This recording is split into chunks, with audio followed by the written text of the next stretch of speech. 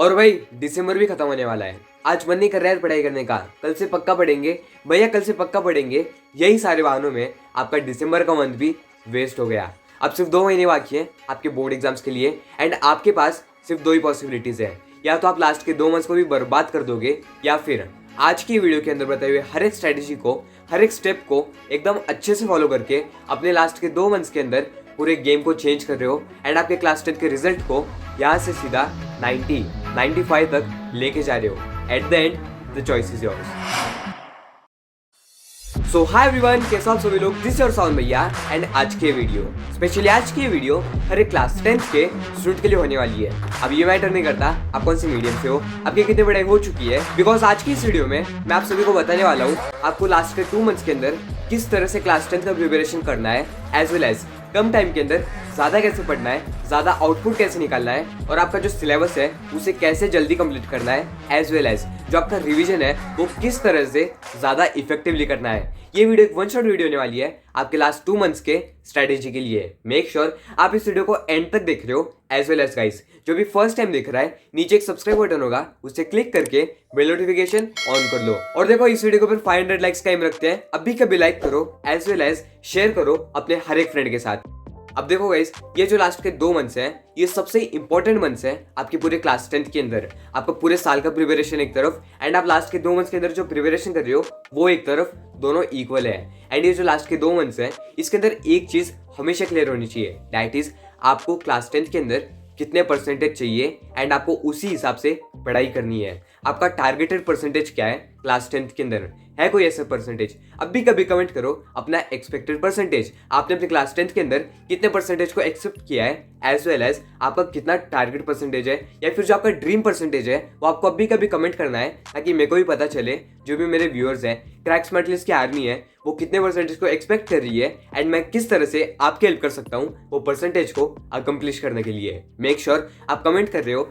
अब देखो आप मानो या ना मानो, एक चीज सच है, दैट इज टाइम बहुत कम है अब अपने पास। आपके क्लास 10 के लिए सिर्फ 2 महीने बाकी है, ऑन एन एवरेज 2 मंथ्स मतलब 60 डेज बाकी है आपके क्लास 10 के बोर्ड एग्जाम्स के लिए। एंड ये लास्ट के 60 डेज के अंदर बहुत सारे स्टूडेंट्स ने अभी तक सिलेबस को भी कंप्लीट नहीं किया, या फिर ऐसे भी स्टूडेंट्स हैं जिनका सिलेबस तो हो गया बट रिवीजन नहीं हुआ, या फिर उन्हें खुद के ऊपर कॉन्फिडेंस नहीं आ रहा है कि भैया पढ़ाई तो की है बट कॉन्फिडेंस नहीं आ रहा है कि मैं बोर्ड एग्जाम लिख के भी आ पाऊंगा क्या। अगर आपके साथ भी यही सेम प्रॉब्लम है, आपको करना कुछ नहीं है, मेन थिंग इज सबसे पहले तो अपने सिलेबस को जल्दी से कंप्लीट करो, एज वेल एज जो आपका रिवीजन है आपको रिवीजन के ऊपर मेन फोकस डालना है। अब देखो बहुत सारे स्टूडेंट्स बोल रहे थे बट भैया रिवीजन कैसे करना है, अगर हम वापस सब कुछ पढ़ने बैठे बहुत टाइम लग जाएगा।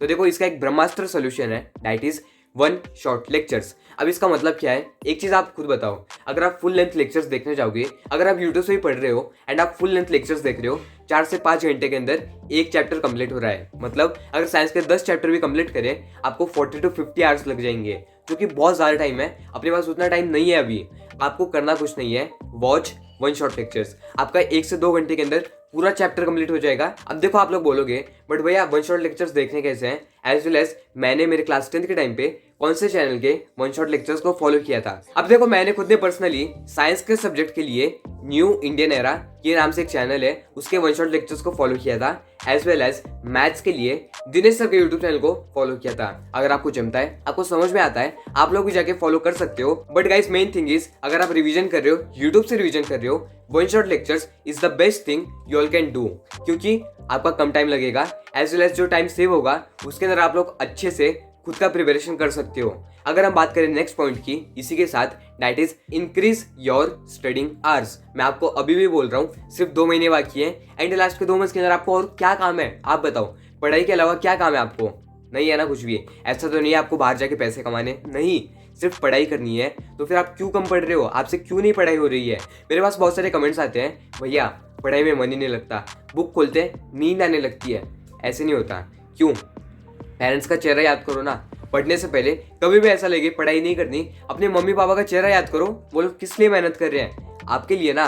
तो आपको इसी हिसाब से पढ़ना है एंड यही चीज को माइंड में रखो, क्लास 10th को फोड़ के आना है एंड मैं डेफिनेटली फोड़ के आने वाला हूँ। अगर आप इस तरह से पढ़ने बैठोगे, आपके खुद के अंदर एक मोटिवेशन रहेगा कि भाई अच्छे मार्क्स लेके आने, फिर चाहे कुछ भी हो जाए। एंड देखो मैंने तो यही सोच के प्रिपरेशन किया था एंड मैं एक ही स्ट्रेच में 5 से 6 घंटे आराम से पढ़ लेता था।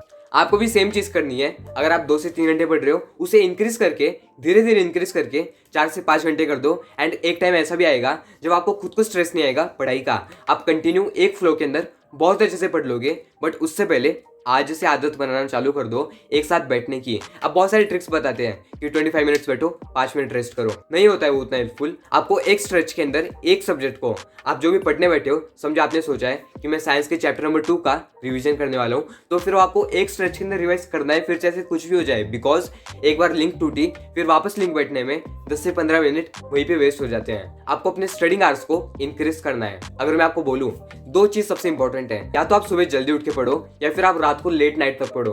बिकॉज सुबह जल्दी उठोगे, कोई डिस्टर्ब करने वाला नहीं होगा। रात को एकदम लेट तक पढ़ोगे, कोई डिस्टर्ब करने वाला नहीं होगा। दिन के अंदर बहुत सारे काम होते हैं, मैंने खुद ने फेस किया है ना। आप पढ़ाई करने बैठ रहे हो, मम्मी ने कोई काम बता दिया, होता है वो, मेरे साथ भी हुआ था। इसीलिए जो भी चीज आपको इंपॉर्टेंट लगती है वो आप उस टाइम पे करो जब आपको कोई डिस्टर्ब ना करे। एंड होता क्या है, दिन के अंदर स्कूल, क्लासेस, असाइनमेंट्स, बहुत कुछ होता है, सेल्फ स्टडी के लिए टाइम नहीं मिल पाता है। या तो आप रात को पढ़ो या फिर सुबह जल्दी उठ के पढ़ो, जो कि सबसे बेस्ट है। अब मैंने खुद ने क्या किया था, देखो वैसे तो मैंने रात के 2-2 बजे तक भी पढ़ाई की है और सुबह 5 बजे उठ के भी पढ़ाई की है, मैंने सब कुछ किया है। बट आपको जो सुटेबल लगता है खुद के लिए, आपको वो चीज करनी है। समझ रहे हो ना। अगर आप इस तरह से पढ़ोगे, आप लोग हर एक चीज को अच्छे से मैनेज करते हुए चलोगे एंड आपको स्ट्रेस नहीं आएगा स्टडीज को लेके। जो आपकी टेक्स्ट बुक है उसको प्रायोरिटी पे रखो। अब बहुत सारे स्टूडेंट्स करते क्या है, वो अलग अलग नोट्स, पीडीएफ्स, बहुत कुछ ले लेंगे एंड फिर कंफ्यूजन हो जाता है। नहीं, जो आपकी टेक्स्ट बुक है वो आपके टॉप प्रायोरिटी पे होनी चाहिए। एज वेल एज जो आपकी टेक्स्ट बुक है उसे टॉप प्रायोरिटी पे रखो। जो आपके डाइजेस्ट, टारगेट, नवनीत जो भी है वो बाजू में रहता है। बिकॉज टेक्स्ट बुक के अंदर से ही सब कुछ पूछा जाता है। अगर मैं आपको एक सीक्रेट हैक बताऊं, जब भी आप पढ़ने बैठोगे, जब भी आप रीडिंग करने बैठोगे, एक पेंसिल या फिर एक हाईलाइटर अपने हाथ में रखना एंड आपको जो भी इंपॉर्टेंट लगे उसे तुरंत मार्क कर दो। बिकॉज जब आप नेक्स्ट टाइम पढ़ने बैठोगे, वो हाईलाइटेड पार्ट सबसे पहले आपकी आंखों में आएगा एंड आपकी बहुत ज्यादा हेल्प होगी, टाइम सेव होगा एंड आप अच्छे से इंपॉर्टेंट पॉइंट्स के ऊपर फोकस कर सकते हो। अगर आप इस तरह से पढ़ते हो, सिर्फ टेक्स्ट बुक के ऊपर मेन प्रायोरिटी रखते हो एंड जो भी थर्ड पार्टी चीज है उसे अभी के लिए थोड़ा बाजू में रखो, टेक्स्ट बुक को सबसे आगे रखो एंड बहुत अच्छे से पढ़ो। अब देखो, जो इंपॉर्टेंट क्वेश्चंस की बात आती है, इंपॉर्टेंट क्वेश्चंस करने हैं अपने को, इंपॉर्टेंट क्वेश्चंस होते हैं, करने हैं वो। बट अभी के लिए सिलेबस कंप्लीशन एंड रिवीजन के ऊपर मेन फोकस रखो। अब देखो, बहुत सारे यूट्यूबर्स करते क्या है, वो सबसे पहले इंपॉर्टेंट क्वेश्चंस दे देंगे, जिससे आपका दिमाग खराब हो जाएगा। आपको समझ में नहीं आएगा कि यार इंपॉर्टेंट क्वेश्चन करें। आप खुद एक डाउट में रह जाओगे कि ये क्वेश्चन आएगा भी कि नहीं। इसीलिए टेक्स्ट बुक के ऊपर फोकस रखो, कंसेप्ट्स के ऊपर फोकस रखो। अगर आप कंसेप्ट्स अच्छे से करते हो, आप कोई से भी क्वेश्चन को सॉल्व कर लोगे। मैं आपको मेरे एक्सपीरियंस से बता रहा हूँ, समझ रहे हो ना। आपको इस तरह से अपने क्लास 10 का प्रिपरेशन करना है। एज वेल एज ये जो लास्ट के 2 मंथ्स है, इन 2 मंथ्स के अंदर खुद के ऊपर फोकस करो। और देखो, ये लास्ट के 2 मंथ्स के अंदर आपको खुद के ऊपर फोकस रखना है। आपके चाचा के बेटे का कितना प्रिपरेशन हुआ, आपके फ्रेंड का कितना प्रिपरेशन हुआ, कुछ मतलब नहीं है। आपको खुद से मतलब रखना है। एंड खुद को कंपेयर मत करना किसी और से खुद को कभी भी कंपेयर मत करना। अगर आपको ये वाला पॉइंट क्लियर है, एक लाइक कर देना। एज वेल एज जो जनवरी का मंथ आएगा, उसके अंदर सबसे इंपॉर्टेंट सिलेबस को अच्छे से कंप्लीट करो, रिवीजन अच्छे से करो। आपके प्रीलिम्स, प्री बोर्ड्स रहेंगे, उसके ऊपर फोकस दो। एंड जो आपका फरवरी का मंथ है, फेब के अंदर अपने को बहुत अच्छे से PYQs को सॉल्व करना है। जो एक्स्ट्रा क्वेश्चन पेपर्स हैं उन्हें सॉल्व करना है, प्रैक्टिस पेपर्स को सॉल्व करना है। देखो, बहुत कुछ होने वाला है। मेक श्योर आप इसी स्टडी प्लान के हिसाब से चल रहे हो। और देखो, बहुत सारे स्टूडेंट्स को मैप मार्किंग के अंदर डाउट आ रहा था, ये वाली प्लेलिस्ट को फॉलो करो, आपका हर एक डाउट क्लियर हो जाएगा। Till that time, bye bye.